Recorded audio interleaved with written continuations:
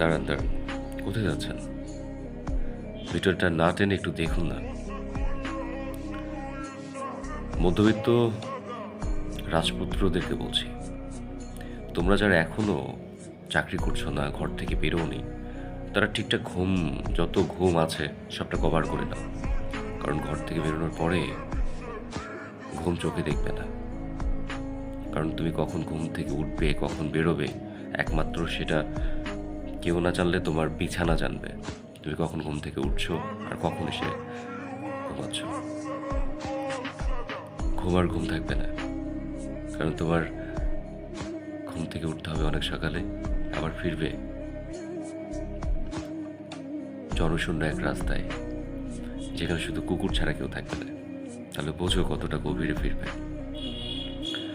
পড়াশুনো যারা করছো, খুব সুন্দর করে পড়াশুনো করো। পড়াশুনোর দাম এখনো আছে। আর যারা কর্মজীবনের জন্য ট্রাই করছো, করো। তবে লাস্ট একটা কথাই, যে ঘর থেকে বেরোনোর পরে খাবার নিয়ে দরজায় বলবে না, বাবা তোর জন্য খাবার হয়ে গেছে, খা। পাশের বাড়ির বিরিয়ানির গন্ধ আপনার নাকে এসে পড়বে, খেতে পারবেন না। আসলে যতটা সময় বাবা মার ছায়া মাথার উপর থাকে, ততটা সময় আপনি রাজপুত্র। আর যখন দেখবেন যে কর্মক্ষেত্রে বা কর্মজীবনের জন্য বাসা থেকে আপনি যখন চলে আসবেন কোথাও, তখন আপনার জীবন পুরোটাই পরিবর্তন। আপনি সেখানে রাজপুত্র না, কামলা হয়ে যাবেন। তাই এখনও বলছি, যারা বাসায় আছেন, পরিবারের সঙ্গে আছেন, ঘুমিয়ে নিন। কারণ এই ঘুমটা আপনার একদিন থাকবে না।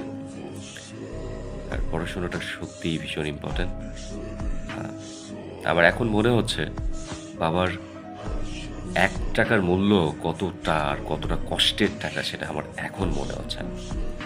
সত্যি যদি বাবার সেই কষ্টের টাকাটা দিয়ে পড়াশোনাটা ঠিকঠাক করতে পারতাম, তাহলে সার্থক হতো। আজকে ভীষণ কষ্ট নিয়ে কথাগুলো বললাম। শুধু এটাই বললাম যে যারা এখনও ঘুমাচ্ছেন, ঠিকঠাক ঘুমিয়ে নিন। কারণ আপনাদের জীবনে মধ্যবিত্ত, বিশেষ করে মধ্যবিত্ত পরিবারের ছেলে মেয়েদের জন্য ভীষণ টাফ লাইফ, ভীষণ টাফ।